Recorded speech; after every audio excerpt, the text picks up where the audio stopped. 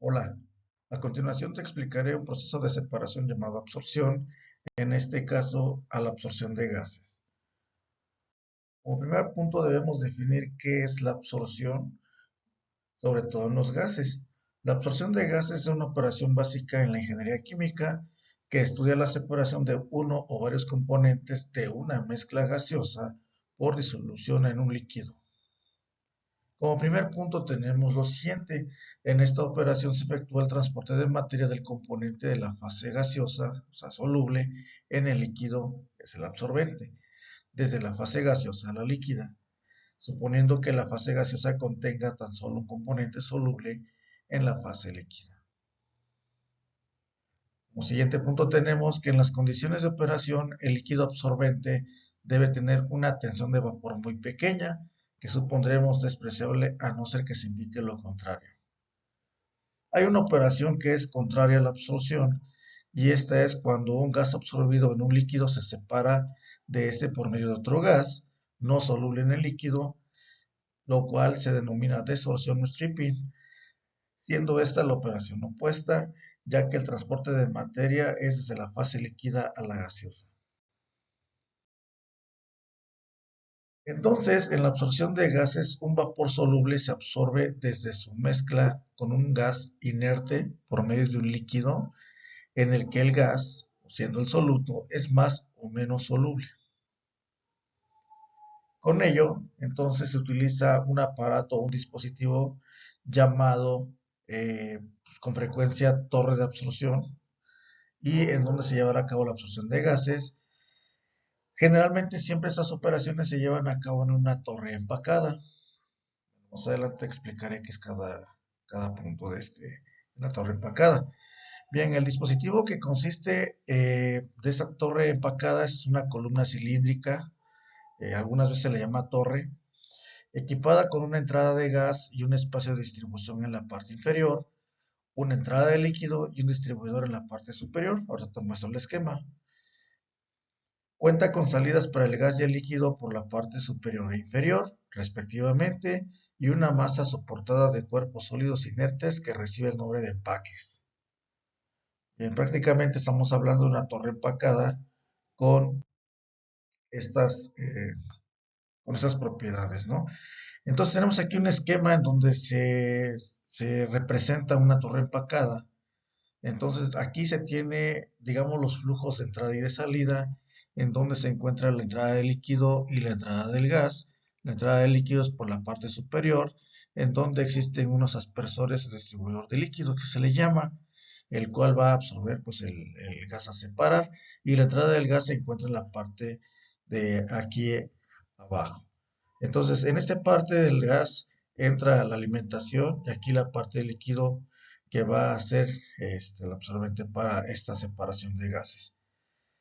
Posteriormente, una vez que entra la entrada del gas, pues al salir tiene obviamente una baja concentración debido a que es absorbido por el líquido, y este líquido sale pues prácticamente con el gas ya absorbido, con una alta concentración de ese gas, y así existe la separación. Obviamente esta torre siendo empacada, pues existen ahí los empaques que harán que exista la transferencia de masa, y hay diferentes tipos de empaque. Bueno, es nada más una manera general de cómo representar una torre empacada. Bien, ¿cómo funciona pues este proceso de separación? Bueno, el líquido entrante, ya sea disolvente puro o una solución diluida de soluto en el solvente, ¿sí? Primero recibe el nombre de licor débil o de baja concentración, se distribuye sobre la parte superior del empaque mediante un distribuidor, ya lo vimos en la parte superior del esquema anterior, en donde la operación ideal moja de manera uniforme la superficie del empaque, habiendo pues un contacto mejor, ¿no? Entonces, el distribuidor que se encuentra, pues el líquido es una placa perforada con tubos instalados en cada perforación, perdón. Entonces, en las torres grandes son muy comunes las boquillas rociadoras o platos distribuidores. Eso ya estamos hablando de columnas muy grandes. Entonces, estos varían de 9 metros o 30 pies de diámetro, y un plato distribuidor con unos tubos goteadores individuales es utilizado. Esto ya es cuestión de diseño, eso es lo que pues generalmente se encuentran a esas dimensiones, pues este tipo de columnas.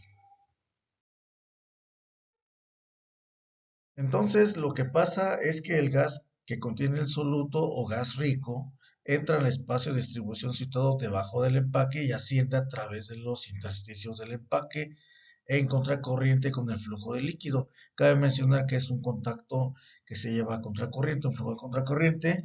Entonces, el empaque le proporciona una gran área de contacto entre el líquido y el gas, así favoreciendo un íntimo contacto entre las fases y que existe la transferencia de masa. El siguiente punto es que el soluto contenido en el gas rico es absorbido por el líquido fresco que entra en la torre y el gas diluido o agotado sale por la torre, como lo mencioné hace un rato en el esquema, por la parte superior. Entonces el líquido se enriquece en soluto a medida que desciende por la torre y el líquido concentrado, llamado ahora licor concentrado, sale por el fondo de la torre a través de la salida del líquido. Bien, entonces existen diferentes tipos de arreglos. En este caso, pues estamos hablando de una torre de platos y una torre empacada. En la torre de platos, similar a lo que es la destilación, pues se tiene el siguiente esquema, en donde existe la entrada y salidas del líquido y el gas. Líquido en la parte superior, gas en la parte inferior, líquido absorbente y el líquido ya está con el gas absorbido y el gas agotado. El gas a la salida, donde ya baja concentración del gas queriendo separar. Cabe mencionar que en la torre de platos existe también el contacto, pero pues es por medio de platos perforados o de eh, platos tipo burbuja, donde existe un burbujeo, en donde pues existe también el contacto líquido-gas, en este caso donde existe la transferencia de masa, y aquí ya dependería de prácticamente de cuál es el arreglo o cuál es el tipo de torres que te funciona mejor, de acuerdo a las necesidades, ¿no?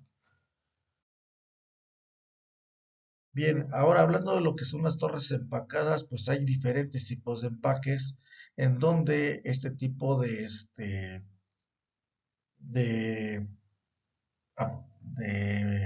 empaques, obviamente, estamos hablando que estos pueden ser cargados de diferente manera. Pueden ser de manera aleatoria, otros colocados como en orden, y otros pues pueden ser empaques que se encuentran un poco más estructurados o ordenados. Entonces aquí ya también depende cómo sería la forma en la cual pues haces tu arreglo para poder empacar una torre. Pero qué son los empaques? Bueno, los empaques aleatorios son unidades que van entre de 1/4 a 3 pulgadas de tamaño en dimensión. Entonces, estos pueden ser también ocupados en plantas piloto, en columnas de laboratorio, y pues van variando con esas dimensiones, que en el sistema internacional sería de 6 a 75 milímetros de dimensión. Las unidades de empaques ordenados son el tamaño comprendido entre 500 y 200 milímetros. Eso ya es, digamos, el arreglo ordenado, ¿sí? De esos empaques. Se dice que la mayoría de los empaques aleatorios de las torres se construyen con materiales baratos o inertes, en el cual pues pueden ser la arcilla, porcelana o diferentes plásticos, y a veces se utilizan anillos metálicos con una pared muy delgada, ya sea de acero o aluminio. Con ellos se alcanzan altos espacios vacíos, que es porosidad del lecho, así se le llama a esos espacios, y pasajes o pasos grandes, para lo cual los fluidos se encuentran en esa parte de los empaques. Debido a esos huecos, pues entrelazan ahí para dar, digamos, una estructuras abiertas, y pues prácticamente estamos dando una porosidad del 90, bueno, del 60 al 90%. Entonces, esto es más que nada la función que tienen los empaques, y pues prácticamente es lo que más se sugiere para una buena absorción. ¿Cuáles son los empaques comunes y sus características físicas? Bueno, En varias literatura existen diferentes características, diferentes empaques, diferentes parámetros que los distinguen. Pues aquí te pongo una tabla en el cual vienen los tipos de empaques que puedes utilizar. Están los anillos Rashi, los Paul, las monturas Bern, las monturas Intalox y algunas otras que pues están disponibles para este tipo de arreglos y de acuerdo a las necesidades. Vienen parámetros tal como la porosidad, el área total, la densidad, el tamaño nominal, que es como te lo vienen, ¿no? Como te lo venden. Pues bueno, ahí ya vienen otros parámetros llamados el factor de empaque, que es utilizado más que nada cuando ya se empieza a diseñar una columna y ya son parámetros que se pueden pues utilizar durante los cálculos. Cabe mencionar que diferentes tipos de empaques puedes encontrarlo en el manual del PERRIF, es el manual del ingeniero químico. Ahí vienen un poquito más clasificados, vienen más escritos y algunas veces pues te dan la función pues un poco más específica. Bien, entonces como última parte de esta introducción a lo que es absorción de gases, ¿cuáles son los empaques más comunes que se utilizan en una torre? Pues los que se utilizan son los que te muestro en el esquema, pues ya te los mencioné en la tabla anterior. Esos son los empaques que se utilizan más en la absorción, en torres de absorción. Entonces, aquí ya depende, vuelvo a mencionar, de la necesidad que tienes ahora sí que cada separación, y pues ya depende también cuál sería el material adecuado para llevar a cabo una buena separación y obviamente necesitas tomar en cuenta también el lado económico, eh, si te conviene o no te conviene, cuál ocupar y pues bueno, también difieren en, este, en el área superficial, ¿no? De cada empaque. Bueno, con esto quise dar a notar nada más lo que era la parte introductoria de lo que es la absorción en general. Más adelante te explicaré ahora qué sucede, qué requiero conocer antes de hacer